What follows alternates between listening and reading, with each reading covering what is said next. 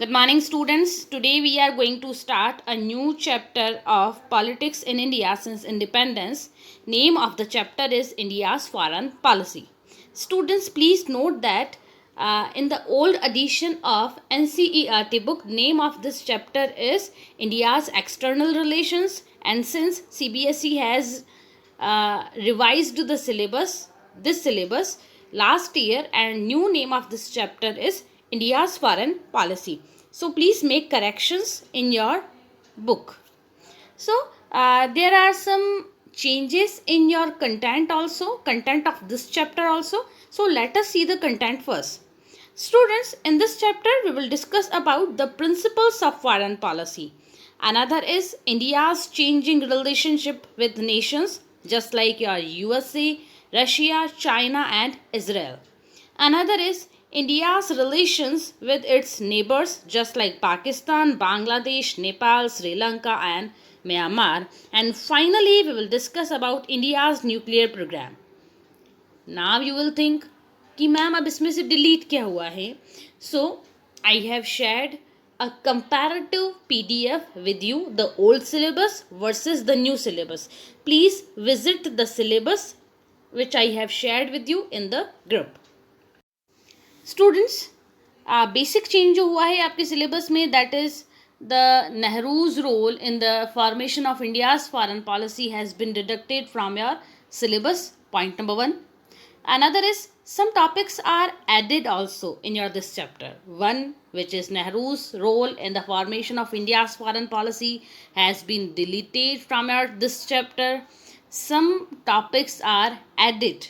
Which topics are added? So let us discuss about some new topics. One is USA, means India's relationship with USA. USA means United States of America. Another is Russia, Israel, and we will discuss about that India's relationship with these three countries just like Nepal, Sri Lanka and Myanmar. These 6 topics are added in your syllabus. Maybe book में आपके पास ये content available नहीं हो, but I have shared some notes with you. You can read that notes also for a good understanding of these topics. So students, this will be your revision class. I hope that you all are preparing for your unit test, and this video is going to help you in your unit test. So we are going to start from the topic 1, that is principles of foreign policy. Students, India की जो foreign policy है, what is the meaning of foreign policy, ये question आता है, basic question है. I am not going to explain you the term that is foreign policy. You have to tell me the meaning of foreign policy in the comment box. This is your assignment for today. Students, meaning of foreign policy आप मुझे बताएंगे. I am going on the principles of foreign policy, India's foreign policy और some key values. ऐसा नहीं है कि foreign policy जो है मोदी जी आए तब स्टार्ट हुई या फिर मनमोहन सिंह जी हमारे प्राइम मिनिस्टर बने दैट टाइम स्टार्ट हुई. फॉरेन पॉलिसी और some values related with India's foreign policy were added in our constitution. India के कॉन्स्टिट्यूशन की अगर हम बात करें तो इंडियन कॉन्स्टिट्यूशन का आर्टिकल 15 जो है, it talks about the basic values और की values related with the India's foreign relationship. India की फॉरेन रिलेशनशिप कैसी होनी चाहिए, इंडिया को कौन कौन से वैल्यूज़ को फॉलो करना चाहिए, कौन कौन से प्रिंसिपल्स को इंडिया को फॉलो करना चाहिए, इसके बारे में article number 51 of Indian constitution which is DPSP जो चैप्टर है हमारा, उसमें मैंशनड है. Article number is 51. इसको आप स्टार मार्क कर लें. कई बार 1 मार्क का क्वेश्चन आ सकता है, पूरी पॉसिबिलिटी रहती है in your annual examination also कि इंडियन फॉरेन पॉलिसी की जो की प्रिंसिपल्स हैं वो इंडियन कॉन्स्टिट्यूशन के कौन से पार्ट में मैंशनड हैं या फिर कौन से आर्टिकल में मैंशनड है. So please mark this passage as star. आगे कंटिन्यू करें. ऐसे क्या कुछ पॉइंट्स हैं जो हमारी फॉरेन पॉलिसी में हम लोग फॉलो करते हैं. Point number 1 is to promote international peace and security. If students, When I am talking about India's foreign policy, then I am giving you a context that how India is dealing with the rest of the world. India rest of the world के साथ deal कैसे करता है? How we will deal with Pakistan, USA, China, America and the rest of the countries of the planet Earth. हम उनके साथ कैसा behave करेंगे? हम war declare करेंगे उनके साथ या फिर हम peace promote करेंगे, है ना? हम उनके जो इंटरनल अफेयर्स हैं, उनके जो डोमेस्टिक इश्यूज़ हैं, नेशनल इश्यूज़ हैं, क्या हम उसमें इंटरवीन करेंगे? हमारी इसमें बेसिक प्रिंसिपल्स क्या रहेंगे, हमारी आदत इसमें क्या रहेगी? सो इंडियन कॉन्स्टिट्यूशन का आर्टिकल 51 जो है, it says that the state shall endeavor to promote international peace and security. Means India in its foreign policy will try to promote international peace and security. We will always advocate peace and security. इसको हम लोग promote करेंगे. Another key feature of India's foreign policy is to maintain Another is to maintain just and honorable relations between nations. Nation to nation, country to country, or state to state. We will maintain just and honorable relationship. Means we will not humiliate any country on the basis of their social status, their economic status, their political status, or their ethnicity. We will not humiliate any country and we will maintain just relation, है ना? Just relation का मतलब ये रहेगा कि दो countries के बीच में जो रिलेशनशिप होंगे, ऐसा नहीं होगा that we will exploit that countries, ऐसा नहीं होगा. Because we were the sufferer of colonialism, we were the victims of colonialism. तो हमको मालूम है कि एक इनजस्ट रिलेशनशिप कैसा होता है. Britishers rule over us just around 150 years तक they ruled on us. That was an unjust relationship. वो एक unjust relationship था. That is why जब हमारा constitution frame हो रहा था, draft हो रहा था, that time our constitution makers decided that India will promote or India will maintain just relations, means we will not exploit any country. Another is foster respect for international law and treaty obligations in the dealings of organized people with one another. It means जो भी international treaties हैं, आप कौन सी international treaty हैं ये तो हमको मालूम नहीं है. हाँ, इंटरनेशनल ट्रीटी की अगर मैं बात करूं या फिर इंटरनेशनल लॉ की बात करूं, then there are many international treaties and the law. लेकिन हाँ, बेसिक फीचर जो है that is UNO, an organization, that is UNO, United Nations Organization. It is just like an international government, है ना? United Nations Organization like an international government. और क्योंकि ये एक इंटरनेशनल गवर्नमेंट के जैसे फंक्शन करता है, तो इसके कुछ लॉज रहते हैं, इसके कुछ रूल्स रहते हैं और कुछ ट्रीटीज़ भी रहती हैं. इंडिया की फॉरेन पॉलिसी में हम इस चीज़ की हमेशा हम इस चीज़ को ध्यान में रखते हैं. We always acknowledge the international law, international treaty and we always respect the international rules too. अब आपको लगता होगा कि इसमें कौन सी बड़ी बात है, लॉ है, लॉ को तो सब फॉलो करते हैं.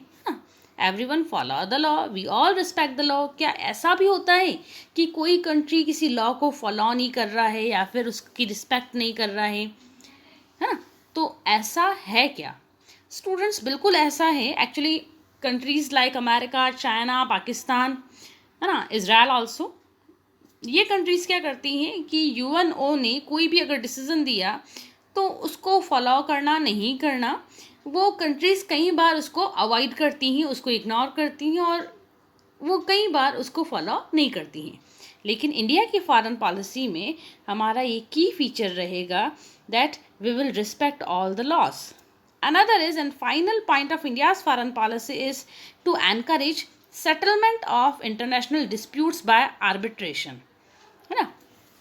Arbitration means mediation. Arbitration means mediation.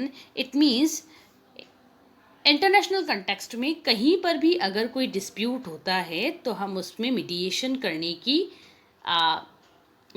करने का काम करेंगे। वापस कौन सा डिस्प्यूट आ गया, इंडिया ने कहाँ मीडिएशन कर दिया, इंडिया कहाँ लीडरशिप करता रह रहा है, तो इसके बारे में बहुत सारे कुछ इंसिडेंट्स मेरे पास है। I am having many examples also, जो कि अभी मैं आपके साथ डिस्कस करने वाली नहीं हूँ। We have already discussed that examples in our live classes. These are the basic features of India's foreign policy. क्या इसके अलावा भी कुछ है? Then students, yes, यहाँ पे बहुत सारी चीज़ें और भी हैं जो कि इनमें ये जो 4 पॉइंट्स हैं इनमें मेंशन नहीं है यार। 1 पॉइंट इज, जब अपन बात कर रहे हैं that India will promote international peace and security, तो इसके साथ ही साथ एक और पॉइंट आता है that India will promote independence of the countries too. India peace and security की जहाँ बात करते हैं तो इंडिया ने इस चीज़ को भी और एक्सेप्ट किया है that we will promote freedom in the world. Actually context क्या है उस पर थोड़ा सी बात करके देखते हैं हम लोग। Actually, India got independence in 1947, and in 1947, the world was divided into two parts or two blocks. One block was led by USA, and another block was led by USSR. India, the whole world was divided into two parts or in two blocks. One was led by USA, and another was led by USSR. Actually, this whole division of the world is considered as Cold War, and this whole division of the world is known as Cold War. और India ने क्या कहा, अब ये जो भी countries independent होती जा रही थी ना, उनके सामने कुछ ऑप्शंस थे। इधर they can get membership of the bloc which was led by USA, और they can get membership of the bloc that was led by USSR. India कि कौन से ब्लॉक की मेंबरशिप ले, इसको लेकर कोई कंफ्यूजन नहीं था। Nehru chose to be free. Nehru ने फ्री रहने का ऑप्शन चूज किया था that India will not be a member of USA और USSR, means the blocs which were led by USS and USSR. India दोनों से फ्री रहने की पॉलिसी इंडिया ने अडॉप्ट की, and this policy was known as non alignment movement. This whole policy was known as non-alignment movement. इस policy के through Nehru ने, ना सिर्फ नेहरू के अलावा धीरे धीरे करके जो वेरियस अदर कंट्रीज़ को भी इंडिपेंडेंस मिलती गई थी, नेहरू ने अदर कंट्रीज़ को भी अवेयर करना स्टार्ट किया towards their freedom and liberty, and Nehru requested all of the world, है ना। नेहरू ने पूरे वर्ल्ड को रिक्वेस्ट करना स्टार्ट कर दिया that we must adopt the policy that is non alignment की पॉलिसी को हम लोग अडॉप्ट करें, and we must not get membership of any bloc, है ना। तो ठीक है, मैम कह रहे हैं कि नेहरू के अलावा कोई और भी थे, तो इसका कुछ प्रूफ है क्या? Yes students, I am having a proof. आपके चैप्टर की स्टार्टिंग जो है ना, first page of your this chapter that is India's foreign policy, उसमें ये पिक्चर पेस्टेड है on the first page of this chapter. Here you will see Nehru and 4 other leaders. अब ये 4 other leaders कौन है? क्या नेहरू से मिलने आए थे इंडिया में इसीलिए फोटो सेशन करवा रहे होंगे, इसलिए 4 लीडर्स हैं, या फिर ये 4 लीडर्स की अपनी कोई इम्पॉर्टेंस है? So students, these all 4 leaders were important for India and the rest of the world too. Actually ये लीडर्स कौन से कंट्री से बिलोंग करते हैं, मैं एक बार आपको बता दूं। One by one, I am telling you about all the 4 countries. One leader belonged to Ghana. He was Kwame Nkrumah. थोड़ा प्रोनाउंसिएशन में आपको प्रॉब्लम आएगा, स्पेलिंग आप बुक से एक बार क्रॉस चेक कर दें, ठीक है। So one leader was from Ghana. Ghana is African country, an African country. Name of the president of Ghana, he was Kwame Nkrumah. Yugoslavia से अगर अपन बात करके देखें, यूगोस्लाविया की बहुत इंटरेस्टिंग स्टोरी रही है, कभी पढ़ के सुनेंगे, मज़ा आएगा। यूगोस्लाविया की अगर अपन बात करें तो यूगोस्लाविया से नेहरू के कंपेनियन माने गए थे in the non alignment movement, he was Marshal Tito. है ना, Marshal Tito. Another was Egypt country की अगर अपन बात करें तो इजिप्ट से जो थे नेहरू के companion, he was Nasser. And finally if we discuss about Indonesia which is a neighbouring country of India, Indonesia के भी जो लीडर थे दैट टाइम नेहरू को सपोर्ट कर रहे थे, he was supporting the ideology of Nehru. तो इंडोनेशिया के जो लीडर थे हमने उनको भी अपने साथ लिया, और ये 4 लीडर्स जो हैं वो इन्हीं कंट्रीज़ के मिलेंगे आपको, Egypt, Ghana, Indonesia and your Yugoslavia. Indonesia से जो लीडर थे ही वॉज योर सुकर्नो, उनका जो नाम था दैट वॉज सुकर्नो उनका नाम था। तो ये 5 लीडर्स थे जिन्होंने वर्ल्ड में फ्रीडम को प्रमोट करने की बात कही थी, freedom by adopting a policy that was known as non alignment movement. It means being free from the bloc politics, हमको किसी ब्लॉक के साथ ऐड नहीं होना है। Let us discuss about India's changing relationship with the countries, है ना, हम कुछ कंट्रीज़ के साथ इंडिया के जो रिलेशनशिप चेंज हो रहे हैं उसके बारे में डिस्कस करेंगे।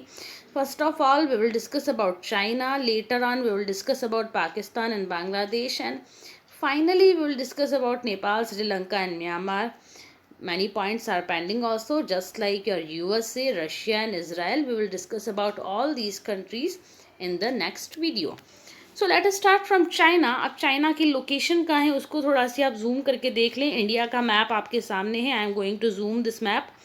ये इंडिया का मैप आपके सामने जूम हो चुका है, और ये जूम्ड मैप में you can observe the location of China. This is India, और इंडिया के जम्मू एंड कश्मीर से ऐड करते हुए अगर आप जाएंगे तो ये पूरा आपको कंट्री दिखेगा। This giant country is China. ये पूरा कंट्री आपको चाइना दिखेगा। थोड़ा चाइना यहाँ पे मंगोलिया के वहाँ भी हैं, ठीक है।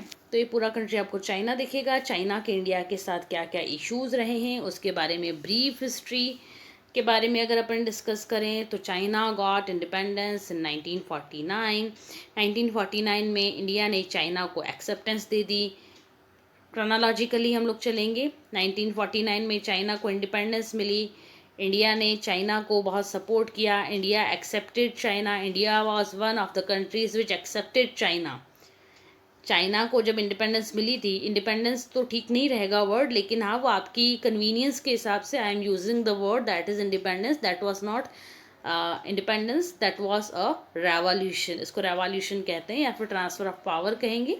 Independence is not an appropriate word, लेकिन हाँ आपकी अंडरस्टैंडिंग के लिए independence. China got independence in the year 1949. India supported China and India was one of the country which accepted China immediately. आते हैं 1950 में। What China did? चाइना में इतना बड़ा लैंडमार्क बाई रेवोल्यूशन, चाइना के founding father, now tell me that who was founding father of China. आप मुझे comment box में मेंशन करके आंसर देंगे। चाइनीज़ जो फाउंडिंग फादर थे उन्होंने इतना सारा landmark which is larger than India, India से बहुत ज़्यादा लार्ज है चाइना, तो इतना लैंडमार्क गेन करने के बाद भी उनका मन नहीं भरा। चाइना के जो फाउंडिंग फादर थे उनका दिल मांगे मोर वाली फीलिंग उनमें थी। देन व्हाट ही डिड, उन्होंने क्या किया, उन्होंने चाइना के साथ साथ चाइना का ये वाला रीजन, एक्चुअली देखो चाइना ओरिजिनली चाइना आपका ये वाला रीजन था, बाकी जहाँ मैं लाइन मार्क कर रही हूँ this was an independent country, this area was an independent country जो यहाँ पे मार्क किया हुआ है, and this was known as Tibet. ये तिब्बत नाम का कंट्री था और ये एक इंडिपेंडेंट कंट्री था। बट सिंस चाइना दिल मांगे मोर, इसलिए चाइना ने क्या किया, in the year 1950 China acquired this region. China ने इस पूरे रीजन को अक्वायर कर लिया। आपको लगेगा क्या हुआ, इंडिया की फॉरेन पॉलिसी में what we have wrote in the India's foreign policy that to promote international peace and security. Since the key principle is to promote peace and security, इसका मतलब तो ये लगता है कि इंडिया ने तिब्बत को सिक्योर करने के लिए इंडिया ने इंटरवीन किया होगा, चाइना को कुछ कहा होगा कि नहीं चाइना ये तो गंदी बात है, ऐसे तो नहीं करते हैं, ऐसे हुआ था क्या, है ना? Did we follow our key principles of our foreign policy? So students, the answer is no. India was completely silent on this issue or the acquisition of Tibet. हमने तिब्बत एक इंडिपेंडेंट कंट्री से कैसे चाइना की colony बन गया, China के rule में आ गया, ये सब कुछ हुआ इंडिया के सामने, नेहरू के सामने, and we were completely silent. Even though, according to our constitution, India will promote international peace and security, but we didn't help Tibet to maintain their security. हमने कुछ हेल्प नहीं किया.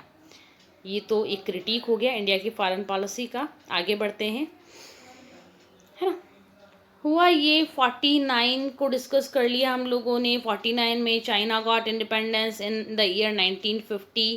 China acquired the country that was Tibet. ठीक है, हमारा कुछ थोड़ी जा रहा है, हमारे से तो कुछ लिया नहीं है.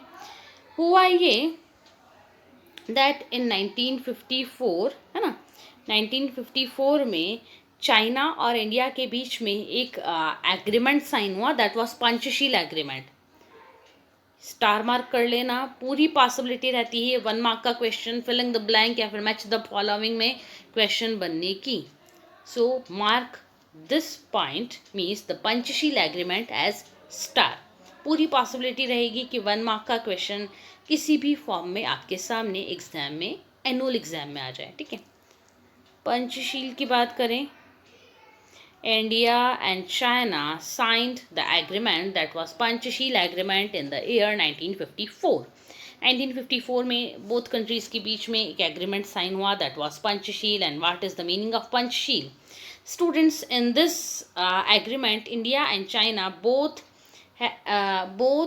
had assured to each other, है ना, इंडिया और चाइना दोनों ने एक दूसरे को अश्योर किया that we will follow our relations. Our relations means India and China will maintain their relationship on the basis of 5 principles. Panchsheel means 5 principles. ठीक है, एक दूसरे को उन्होंने प्रॉमिस किया that we will maintain our relationship on 5 principles.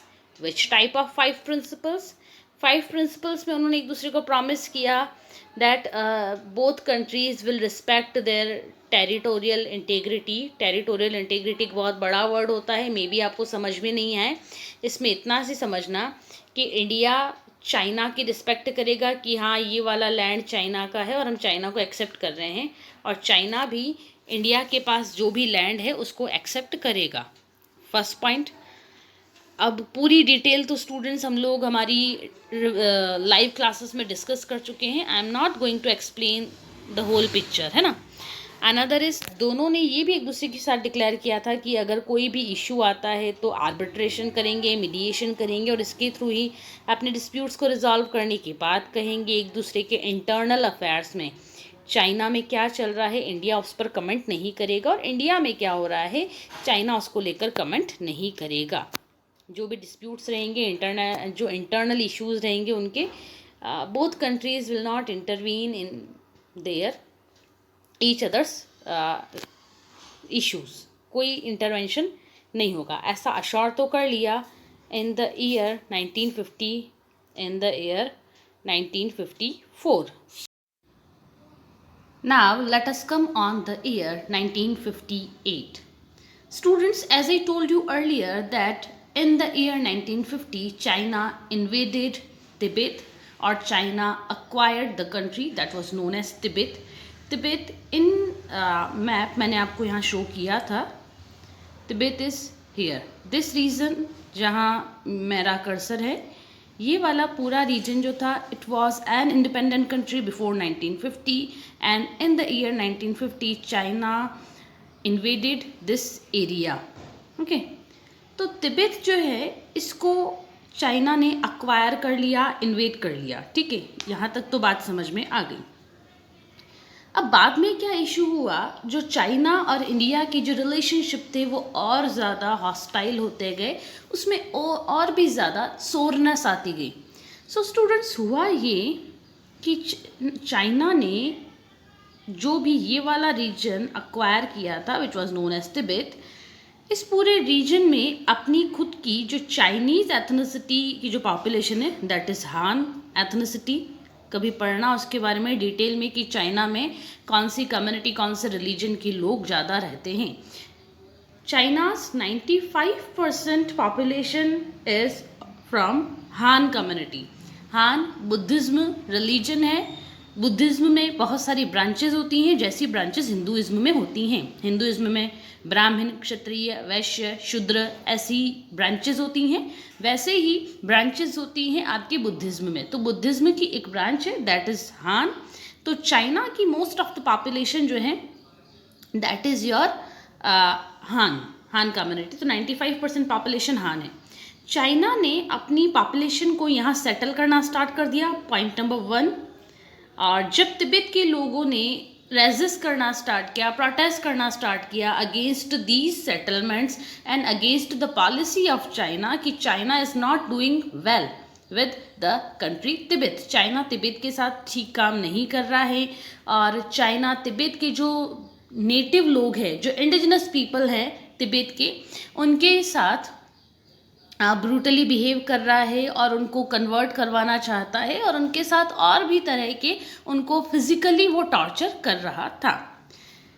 इस पूरे scene में क्या हुआ, तिब्बत के लोगों ने शुरू से ही प्रोटेस्ट करना तो 1950 से ही स्टार्ट कर दिया था। एक कंट्री जो पूरा का पूरा अपनी डोमिनेंस ओवर लैंड लूज कर चुका है, वो कंट्री रेजिस्ट तो करेगा।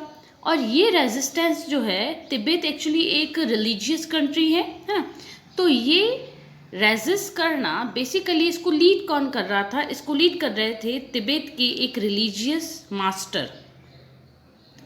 तिब्बत के एक रिलीजियस मास्टर जो थे, one of the religious master from Tibet, he was Dalai Lama. Tibet के religious master he was Dalai Lama.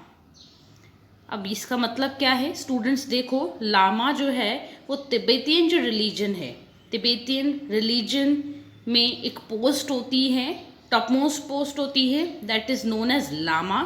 Lama is not a name, it is a designation, ये एक पोस्ट है। और दलाई जो है वो उनका फर्स्ट नेम था। तो तिब्बत के जो रिलीजियस मास्टर थे he is Dalai Lama. Dalai Lama led the movement against China. और जब दलाई लामा को भी टॉर्चर किया जाने लगा और दलाई लामा की भी लाइफ को थ्रेट आने लगा, then Dalai Lama moved towards India. Dalai Lama जो है, as you can see in this picture, in the year 1958 Dalai Lama enters India with his followers. Dalai Lama जो है वो अपने फॉलोअर्स के साथ इंडिया में आ गए। जान बचा के भागना जिसको अपन कहेंगे, तो दलाई लामा जान बचा के इंडिया भाग गए, इंडिया आ गए। इंडिया में इन्होंने असाइलम लिया। आज की डेट में बात करें तो आज की डेट में दलाई लामा क्या इंडिया में है क्या? ये स्टूडेंट्स बिल्कुल दलाई लामा आज की डेट में भी इंडिया में रहते हैं and he lives in the city Dharamshala. Uttarakhand का ही एक डिस्ट्रिक्ट है, उस डिस्ट्रिक्ट का नाम है धर्मशाला। धर्मशाला जो है वो वर्ल्ड की माने, या फिर अगर इंडिया की कंटेक्स्ट में भी हम लोग बात करें तो सबसे बड़ा एक रिलीजियस असाइलम सेंटर है। तो दलाई लामा कहाँ रहने लगे? दलाई लामा रहने लगे आपके धर्मशाला में। आगे कंटिन्यू करें। जैसे ही दलाई लामा ने 1958 में इंडिया में असाइलम लिया कि नहीं, मुझे अब चाइना जो है वहाँ से मुझे लाइफ थ्रेट मिल रहे हैं, that is why Dalai Lama India में आए। तो चाइना ने इसको देखा कि India is supporting the enemies, है ना। चाइना ने इसको ऐसे प्रोजेक्ट किया that India is supporting the enemies of China since Dalai Lama was and is also, Dalai Lama is an enemy of China. और ये जब इंडिया में आ रहा है, इंडिया में एक वेलकमिंग जेस्चर मिल रहा है दलाई लामा क्यों? क्योंकि हम तो बहुत खुद ही रिलीजियस लोग हैं, तो दलाई लामा खुद भी एक रिलीजियस मास्टर हैं, दैट इज़ वाई हमने एक वेलकमिंग जेस्चर दिया, हमने अपनी बॉर्डर्स को ओपन किया for Dalai Lama and his followers, that is why China became angry, है ना। चाइना बहुत ज़्यादा एंग्री हो गया इंडिया से, और धीरे धीरे करके इंडिया चाइना की जो रिलेशनशिप थी दैट वाज हिंदी चीनी भाई भाई, है ना। जब जवाहरलाल नेहरू थे 1954 में, जब पंचशील का एग्रीमेंट हुआ था between India and China, then एक स्लोगन बहुत फेमस हुआ न्यूज़पेपर्स में, एक बहुत बड़ी बोल्ड हेडलाइंस के साथ, और हर जगह यही स्लोगन फेमस हुआ टिल 1962, दैट हिंदी चीनी भाई भाई, that we all are brothers, Indians and Chinese are brothers, ऐसा स्लोगन जो था बहुत फेमस था। लेकिन जैसे ही दलाई लामा ने 1958 में इंडिया में एंटर किया था, उसके बाद से इंडिया और चाइना के जो रिलेशनशिप थे उसमें सोरनेस आती गई, और finally in the year 1962 China ने इनिशिएट करते हुए विदाउट एनी इंफॉर्मेशन या फिर किसी भी तरह के इंडिकेशन देते हुए China declared war over India, है ना। चाइना ने इंडिया पर अटैक कर दिया in the year 1962, since our military was not prepared for any type of war. Why our military was not prepare? Actually students, since we are saying that Hindi चीनी भाई भाई, तो भाई के साथ तो कौन लड़ेगा? That is why Nehru and our military was not prepare for a war, है ना। मिलिट्री प्रिपेयर नहीं होना का मतलब नहीं है कि हमारे पास इक्विपमेंट्स नहीं थे या फिर हमारे पास सोल्जर्स की कमी थी। एक मेंटल प्रिपरेशन जो होती है for warfare, we were not prepare for that one, our leaders and our soldiers both, वो उसके लिए रेडी नहीं थे। And since we were not ready for a warfare with our brother like country that was China, तो होना वही था जो हर जगह होता है। अगर आप बिल्कुल एक अनप्रिपेयर माइंड से जाएंगे तो वहाँ पे आपको डिफीट मिलेगा। And we also got a great defeat in 1962, हमको भी एक बहुत ग्रेट डिफीट मिला। अब ग्रेट डिफीट क्या मिला कि चाइना ने हमारे सोल्जर्स को हार्म पहुंचाया, बिल्कुल पहुंचाया। स्टूडेंट्स, चाइना ने इंडियन सोल्जर्स को तो हार्म पहुंचाया, लेकिन इसके साथ ही साथ अगर अपन देखें तो चाइना ने इंडिया की बहुत सारी लैंड और टेरिटरी जो है उसको अक्वायर कर लिया। अब कौन कौन सी लैंड को अक्वायर कर लिया यहाँ पे अपन देखेंगे। Let me show you in the map. ये स्टूडेंट्स, सिंस 1957, अब ऐसा नहीं है कि चाइना जो है वो दलाई लामा के आने के बाद से एंग्री हुआ। बिफोर दैट हिंदी चीनी भाई भाई वाला स्लोगन जो था बहुत अच्छे से वर्क कर रहा था, ऐसा नहीं है। एक्चुअली चाइना जो कि अपने नेबरिंग एरिया पूरा जो तिब्बत था उसको ही अक्वायर कर सकता है इन द ईयर 1950, तो वो इंडिया को भी छोड़ने वाला नहीं था। चाइना ने 1957 से इंडिया के छोटे लैंड मासेस को अक्वायर करना स्टार्ट कर लिया था, और दैट टाइम तो कोई सीसीटीवी कैमरा और इस तरह की टेक्नोलॉजी भी हमारे पास थी नहीं। दैट इज़ वाई हमारी नॉलेज में ये चीज़ें बहुत लेट आई कि चाइना तो 1957 से तैयारी कर रहा था कि मुझे इंडिया का कौन कौन सा पार्ट गेन करना है। अब बात करते हैं 1962 के वॉर में। We got a great defeat from China, और उसने नेहरू और हमारे जो भी पॉलिटिकल लीडर्स हैं, हमारी आर्मी है, उसको बहुत ह्यूमिलिएट किया in the international scenario. International अगर अपन कंटेक्स्ट में देखें तो नेहरू की, हमारे मिलिट्री की बहुत ज़्यादा इंसल्ट हुई ड्यू टू दैट डिफीट। और नेहरू की तो इतनी ज़्यादा उस टाइम नेहरू को क्रिटिसाइज़ किया गया कि आफ्टर 1962 नेहरू जो थे वो एक लॉन्ग इलनेस में चले गए, बहुत ज़्यादा बीमार हो गए थे, एक सीवियर इलनेस में नेहरू चले गए थे। और उसके बाद नेहरू रिकवर तो हुए, लेकिन वो अच्छे से रिकवर नहीं हो पाए, और फाइनली 1962 में वॉरफेयर हुआ। नेहरू एक लॉन्ग इलनेस में चले गए, सीवियर इलनेस में चले गए। थोड़े टाइम के बाद नेहरू ने अपनी प्राइम मिनिस्टरशिप को रीजॉइन किया, लेकिन नेहरू कम्प्लीटली रिकवर नहीं हो पाए, और इन द ईयर 1964 नेहरू की डेथ हो गई। तो इतना बड़ा शॉक था इंडो चाइना वॉर कि हमारे प्राइम मिनिस्टर ऐसे बीमार पड़े कि वापस वो रिकवर ही नहीं हो पाए। ठीक है, ब्रीफली बता देती हूँ 1962 के वॉरफेयर में अब चाइना जो था उसको क्या एडवांटेज मिला।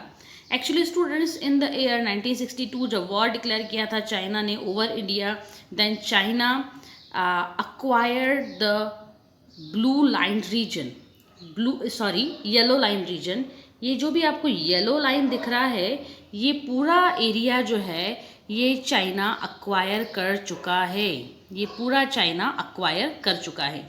जो आपको ऑरेंज लाइन दिख रहा है, दिस इज़ आर अब बाउंड्री ये हमारा बॉर्डर है, लेकिन इस बॉर्डर के आसपास आप जो येलो लाइन देखोगे ये इंडिकेट कर रही है कि ये एरिया चाइना अक्वायर कर चुका है। This is Jammu and Kashmir, इसको अपन अक्साई चिन का एरिया कहते हैं।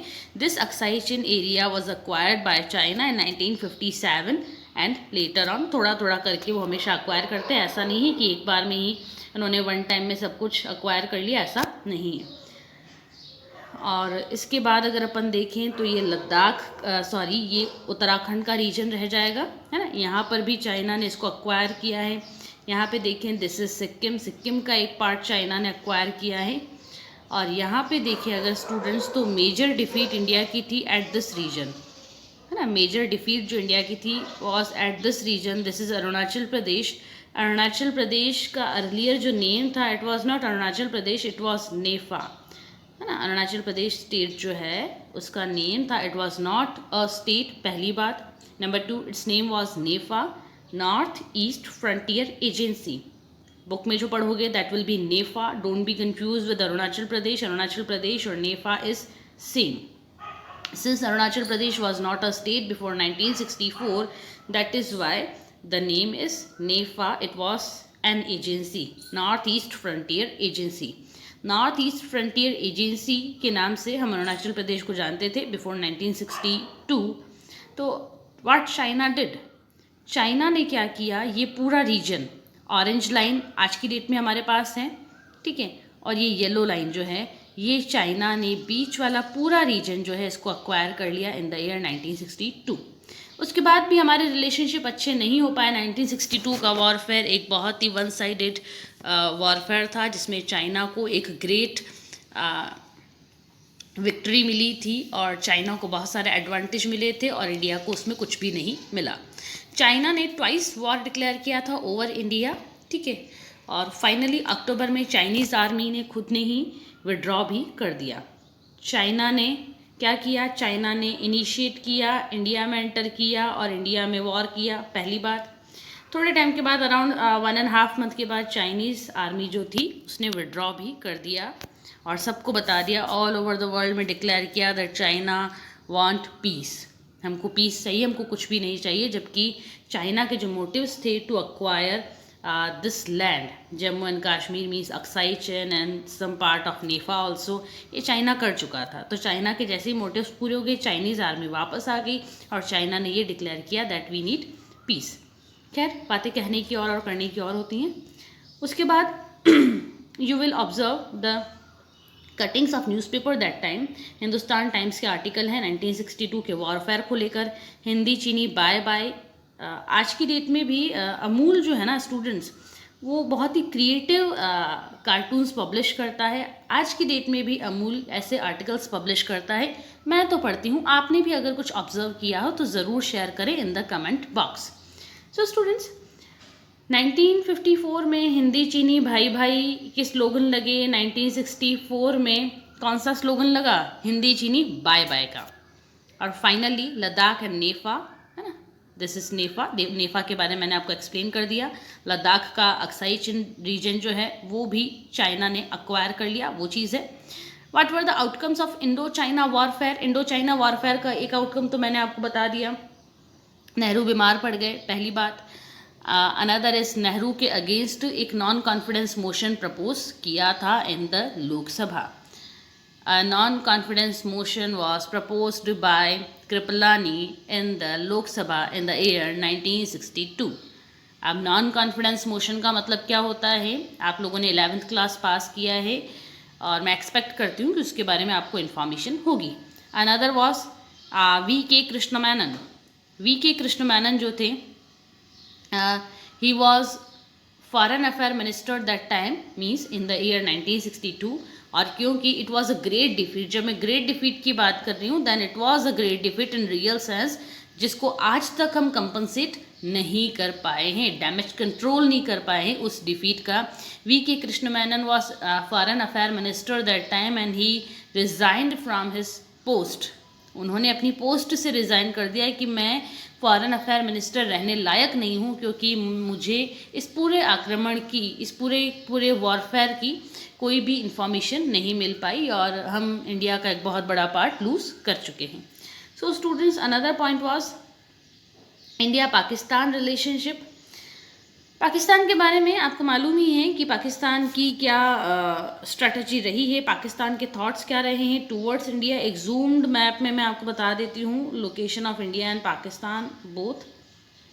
एक्चुअल देखो, this is the rough map of Asia, है ना, और भी एशिया का पार्ट है, लेकिन हाँ, this is the rough map of Asia. Asia के साथ इसमें सम पार्ट ऑफ अफ्रीका भी है. Students, this is India. India के अगर हम वेस्ट में जाते हैं, दिस इज़ पाकिस्तान. पाकिस्तान के इंडिया के साथ क्या रिलेशनशिप रहे हैं, we are going to start from 1947, है ना, क्योंकि पाकिस्तान बना कब था. The formation of Pakistan was in 1947. अब कौन से प्लान के थ्रू ये टू नेशन थ्योरी इम्प्लीमेंट हुई थी, इंडिया और पाकिस्तान जो थे वो फॉर्म हुए थे, वो कौन सा प्लान था. Mention name of the plan with year in the comment box, है ना. कमेंट बॉक्स में आप उस प्लान का नाम प्लस ईयर दोनों मेंशन करेंगे. So we are going to start with this picture. This is Pakistan. 1947 से क्रोनोलॉजिकली हम लोग पढ़ेंगे as we read Indo China relationship. China ने क्या किया, 1947 में इंडिपेंडेंस मिली थी. जम्मू कश्मीर की पूरी हिस्ट्री, पूरा इशू हम लोगों ने देखा है in the chapter 1, that was challenges of nation building. Jammu Kashmir के जो रूलर थे that was Maharaja Hari Singh. Maharaja Hari Singh expressed his will to merge with India. Maharaja Hari Singh क्या चाहते थे, महाराजा हरी सिंह चाहते थे कि वो इंडिया के साथ मर्ज करें Jammu and Kashmir princely state को. अब पाकिस्तान जो है वो चाहता था कि जम्मू एंड कश्मीर हमको ज्वाइन करे, सिंस जम्मू एंड कश्मीर की जो मेजॉरिटी पॉपुलेशन थी दैट वाज मुस्लिम, है ना, वो मुस्लिम मेजॉरिटी पॉपुलेशन थी और रूलर थे हिंदू. अब हिंदू रूलर ने इंडिया में मर्ज करवा दिया, मेजॉरिटी तो मुस्लिम ही है. तो इस बेस पे पाकिस्तान जो था वो चाहता था कि जम्मू कश्मीर हमारे साथ आ जाए, लेकिन जम्मू कश्मीर उनके साथ नहीं गया. अब क्या किया जाए, अब जो चीज़ मांगने पे नहीं मिलती उसको क्या करना पड़ता है, we have to snatch that. ये मैं आपकी इंडिविजुअल लाइफ की बात नहीं कर रही हूँ, इंटरनेशनल पॉलिटिक्स में ऐसा ही होता है, ठीक है. तो Pakistan also decided that we have to snatch और we have to occupy the Jammu and Kashmir princely state. That is why Pakistan ने क्या किया, पाकिस्तान की गवर्नमेंट ने अब खुद तो कुछ नहीं कर सकते. देखो स्टूडेंट्स, गवर्नमेंट खुद कुछ भी नहीं करती हैं, वो दूसरे के शोल्डर पे गन रख के आपको शूट करती है. तो वैसे ही पाकिस्तान ने अपने कुछ एक ट्राइब्स थी, है ना, ट्राइब्स होती है ना, तो पाकिस्तान ने अपनी कुछ ट्राइब्स थी, दीज वर कबाइली. पाकिस्तान की ट्राइब्स की नेम या फिर ट्राइब्स की कास्ट जो है दैट इज़ कबाइली. कबाइलीज़ को पाकिस्तान ने भेजा in India, Jammu and Kashmir में वेरी स्पेसिफिकली भेजा और कहा कि जम्मू और कश्मीर पर कब्जा कर लो, आक्रमण, इस तरह की उन्होंने बात कही.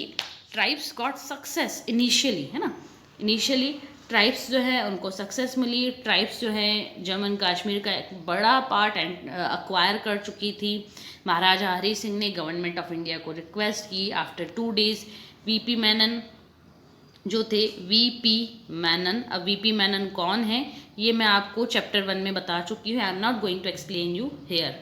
वीपी मेनन जो थे जम्मू एंड कश्मीर पहुँचे. वीपी मेनन ने फाइनली क्या किया, वीपी मेनन जम्मू कश्मीर पहुँचे और वीपी मेनन ने वो ब्रिज जहाँ से कबाइलीज़ एंटर कर रहे थे, आगे बढ़ रहे थे, उस ब्रिज को ही कम्प्लीटली डिस्ट्रॉय करवा दिया ताकि ये कबाइलीज़ जो है उसको थोड़े टाइम के लिए रोका जा सके. लेकिन कबाइलीज़ ने किया क्या, कबाइली जहाँ पर भी उन्होंने स्टे किया वहाँ पे उन्होंने बहुत सारा डिस्ट्रक्शन किया. पूरे के पूरे गांव जो थे उन्होंने अक्वायर किए थे, जहाँ पे वो स्टे किया था उन्होंने उनकी प्रॉपर्टी पूरी स्नैच कर ली, सब कुछ ले लिया, लोगों को मारा और पूरे के पूरे गाँव उन्होंने जला दिए. ये किया था कबाइलीज़ ने.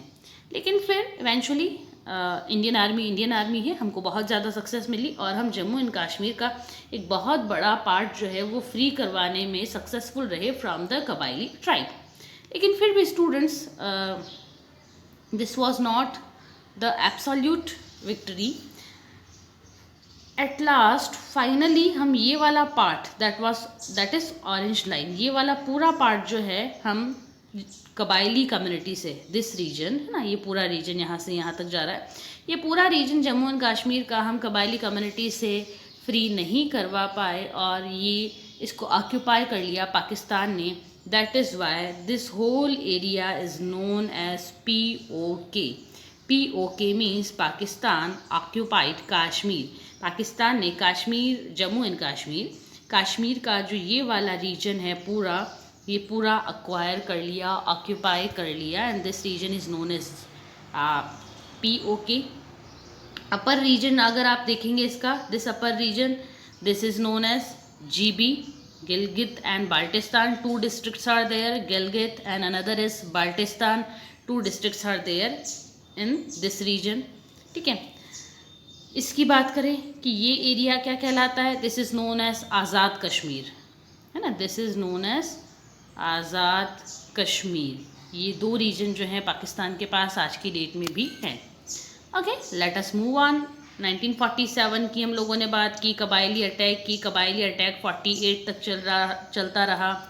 एज वी ऑल नो 1962 में China attacked on India, China ने इंडिया पर अटैक कर लिया, इंडिया को एक ग्रेट डिफीट मिली थी, और इंडिया को ग्रेट डिफीट मिली तो पाकिस्तान तो इंडिया का एनिमी है, दैट इज़ वाई मोगेम्बो खुश हुआ, पाकिस्तान खुश हुआ, और पाकिस्तान ने खुश होकर क्या कहा, क्या किया, इन द ईयर 1963 पाकिस्तान ने इंडिया का ऑक्यूपाई किया वाला ये वाला रीजन जो है, this region, wait a minute, yes this region, Pakistan ने ये वाला region which was occupied by Pakistan, है ना, विच बिलोंग टू इंडिया, लेकिन हाँ पाकिस्तान ने इसको ऑक्यूपाई कर लिया है। पाकिस्तान ने ये वाला पूरा रीजन जो है, this is known as Shaksgam valley, Shaksgam, Shaksgam valley, ये सक्शगाम वैली गिफ्ट कर दी टू चाइना। तो आज की डेट में इंडिया का सक्शगाम वैली जो है वो भी चाइना के पास है, which was gifted by China in the year 1963। ठीक है, यहाँ तक तो हो गया। वी हैव डिस्कस्ड 1947, 48 कबायली वॉरफेयर, 1963 सक्शगाम वैली। नाउ अब पाकिस्तान ने इंडिया को अंडर एस्टिमेट किया कि इंडिया जो है वो चाइना से हार गया है, तो पाकिस्तान भी क्यों ना इंडिया के ऊपर अटैक कर ले और पूरा का पूरा कश्मीर ले ले, है ना, गिलगित बाल्टिस्तान और POK को तो क्या, हमको पूरा का पूरा जम्मू एंड कश्मीर लेना है। That is Y in the year 1965 Pakistan ने इंडिया के ऊपर अटैक किया। ठीक है, पाकिस्तान ने इंडिया के ऊपर अटैक किया था इन द ईयर 1965। अटैक कहाँ पे किया, चलो देख लेते हैं एक बार, वेट अ मिनट।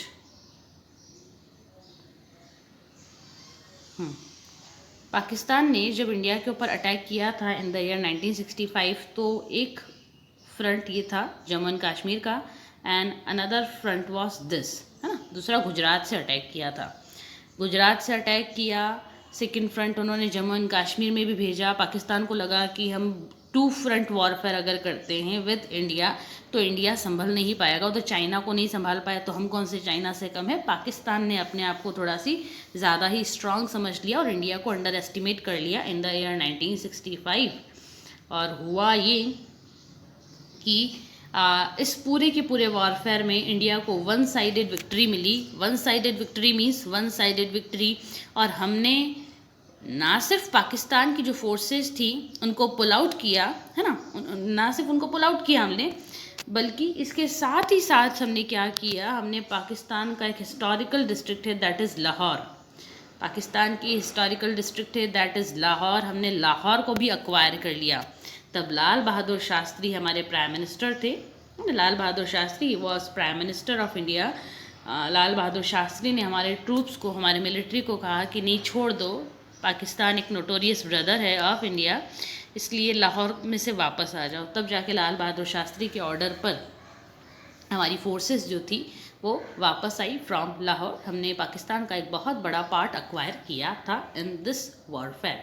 आप देखेंगे our troops on out strikes of Lahore IAF, है ना। IEF का मतलब होता है Indian air force plane blast military installations. ये पूरा का पूरा आपको पिक्चर जो दिखेगा ये है 1965 के वॉरफेयर को लेकर।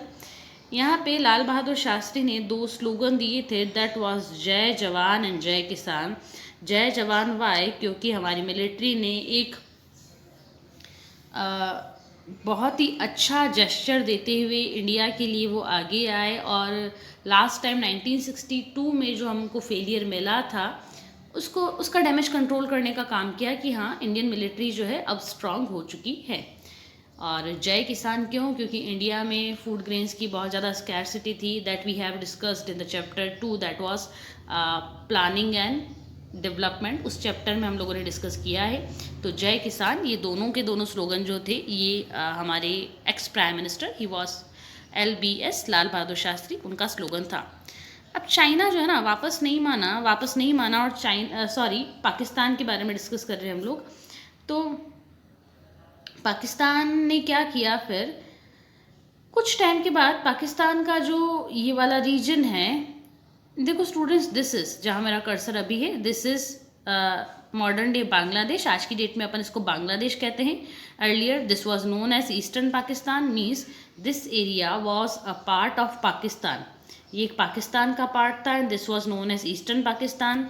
लेकिन ये वेस्ट पाकिस्तान ने क्या किया, ईस्ट पाकिस्तान पे अट्रॉसिटीज़ करना स्टार्ट कर दी, डिस्क्रिमिनेट करना स्टार्ट कर दिया, इनइक्वली बिहेव करते थे, लिंग्विस्टिक प्रॉब्लम्स बहुत ज़्यादा थी। जो ईस्टर्न पाकिस्तान के लोग थे, मीन्स टुडेज बांग्लादेशी, ये बांग्लादेशी की लैंग्वेज है बंगाली, और वेस्टर्न पाकिस्तान जो मॉडर्न डे पाकिस्तान है, उन्होंने इनको कहा कि नहीं, now you have to speak Urdu. अब उर्दू तो इनको आती नहीं है ना, their mother tongue is Bangladeshi और बंगाली उनकी मदर टंग है। मदर टंग को छोड़ के अगर कोई आपको कहे कि फ्रेंच बोलना स्टार्ट करो, हाउ विल यू फील? आप भी नहीं बोल पाओगे। तो ऐसा इन्होंने भी रेजिस्ट किया कि that this is not fair, ऐसा तो बिल्कुल नहीं होना चाहिए। धीरे धीरे करके सिचुएशंस जो थी वो चेंज हुई। तो ईस्टर्न पाकिस्तान के लोग, मीन्स मॉडर्न डे बांग्लादेश, यहाँ के जो भी पॉलिटिकल लीडर्स थे और यहाँ की पब्लिक में अनरेस्ट क्रिएट होने लगा था, अनरेस्ट इमर्ज होने लगा था टूवर्ड्स दिस रीजन पाकिस्तान। अपने ही कंट्री के टूवर्ड्स उनमें एक अनरेस्ट आने लगा था। और फाइनली ईस्टर्न पाकिस्तान के जो लोग थे, इन्होंने एक रिबेल कर दिया in the leadership of Sheikh Mujibur Rahman. Sheikh Mujibur Rahman is the founding father of Bangladesh. इनकी लीडरशिप में ही क्या हुआ था, इन्होंने एक रेवोल्यूशन स्टार्ट कर दिया and they demanded for separation of nation. उन्होंने पाकिस्तान से ही सेपरेट होने की डिमांड स्टार्ट कर दी। तो फिर पाकिस्तान की आर्मी ने क्या किया, पाकिस्तान की आर्मी ने ब्रूटली इस पूरे के पूरे रेबेलियन को, इस पूरे के पूरे रिवॉल्ट और इस पूरे डिमांड को क्या करना स्टार्ट कर दिया, सप्रेस करना स्टार्ट कर दिया, अप्रेस करना स्टार्ट कर दिया, इसको दबाना स्टार्ट कर दिया। पाकिस्तान की आर्मी ने बहुत जेनोसाइड किए हैं और मैंने कई बार आपके साथ डिस्कस ये भी किया है कि इंडिया और पाकिस्तान के बीच में फिर भी पॉसिबिलिटी है कि ये एक हो सकते हैं। एक आइडियल सिचुएशन आ जाए तो इंडिया और पाकिस्तान फिर भी एक हो जाए, लेकिन ऐसी बिल्कुल सिचुएशन नहीं रहेगी इन द फ्यूचर ऑल्सो कि पाकिस्तान और बांग्लादेश एक हो जाएं, क्योंकि पाकिस्तानी आर्मी ने, पाकिस्तानी सोल्जर्स ने बांग्लादेश के साथ जो किया है वो उसको आज की डेट में सेलिब्रेट करते हैं एज ब्लैक डे। बांग्लादेश में एवरी डे एक ब्लैक डे ऑब्जर्व किया जाता है ना। ब्लैक डे मीन्स ऐसा दिन जब पाकिस्तानी आर्मी ने बांग्लादेशीज के साथ बहुत ज़्यादा अट्रॉसिटीज़ की थी with the girls, with the ladies of Bangladeshi people. ठीक है, उन लेडीज़ के साथ बहुत ज़्यादा अट्रॉसिटीज़ की, मास लेवल पर रेप हुए हैं वहाँ पे। और ये पूरा का पूरा जो ये ऑपरेशन है और सप्रेशन है, this is known as Bangladeshi genocide 1971। कभी गूगल करके सर्च करके देखना, आपको मालूम पड़ेगा that how much this was severe. India Pakistan के वॉरफेयर से भी ज़्यादा सीवियर था 1971 का बांग्लादेशी जेनोसाइड, जब बहुत ज़्यादा सेक्सुअली असॉल्ट किया था पाकिस्तान के ही सोल्जर्स ने बांग्लादेशी फीमेल को, इवन दो ये दोनों के दोनों जो हैं these are from same religion से होने के बाद भी इन्होंने ऐसा किया। ओपोजिट रिलीजन होता है तो हमको लगता है कि कम्युनल हार्मनी नहीं होगी, लेकिन यहाँ तो सेम रिलीजन था, फिर क्या ऐसी बात हो गई थी कि उनको ऐसा करना पड़ा। 1971 का जेनोसाइड है। अब यहाँ से ईस्टर्न पाकिस्तान से जो लोग थे दे वर कमिंग टू इंडिया, उनको असाइलम चाहिए था, फिर जान बचा के कहीं तो भागेंगे, वो इंडिया आ रहे थे, इंडिया परेशान था। फाइनली रिजल्ट ये निकला कि इंडिया ने इंटरवीन किया in this complete civil war of Pakistan, है ना, और इंडिया ने बांग्लादेश को सपोर्ट किया और with the support of with the support of India Bangladesh got independence in the year 1971। यहाँ 1971 का आप देखेंगे। फाइनली जब इंडिया ने इंटरवीन किया तो बांग्लादेश को बहुत ज़्यादा हेल्प मिली, बांग्लादेशी लोगों को बहुत ज़्यादा हेल्प मिली, and they got independence in the year 1971। यहाँ पे आप देखेंगे कि ये जो पूरा वॉरफेयर था, इस पूरे वॉरफेयर की वन मेजर जो कैरेक्टरिस्टिक है that was the great victory of India. 1962 में तो हमारी ग्रेट फेलियर रहा था, ग्रेट डिफीट रही थी। 1971 में क्या हुआ, पाकिस्तान के साथ हमारी एक ग्रेट विक्ट्री रही। सेकेंड वर्ल्ड वॉर के बाद अगर अपन देखें, after the second world war ऐसी विक्ट्री किसी को मिली ही नहीं। इस पूरे के पूरे वॉरफेयर में in the year 1971 around 90,000 soldiers of Pakistan surrendered to India.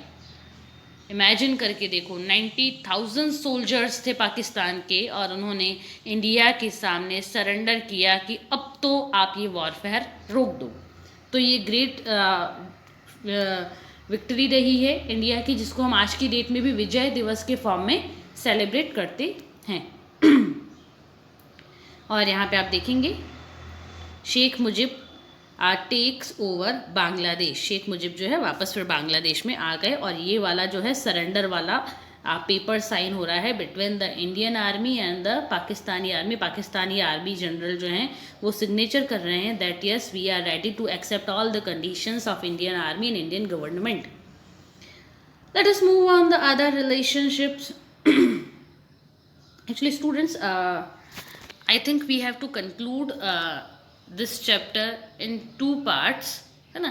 So this will be your first part and I will share the second part with you very soon. In that video, we will discuss about India's relationship with Bangladesh, Nepal, Sri Lanka and India's nuclear program too. Till then, keep learning.